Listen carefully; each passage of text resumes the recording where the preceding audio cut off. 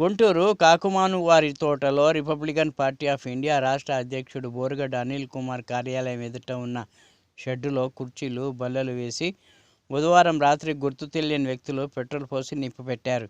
ఒక్కసారిగా మంటలు రావడంతో స్థానికులు పోలీసులకు సమాచారం అందించారు. అరండల్పేట పోలీసులు అక్కడ చేరుకొని పరిశీలించి కేసు నమోదు చేశారు.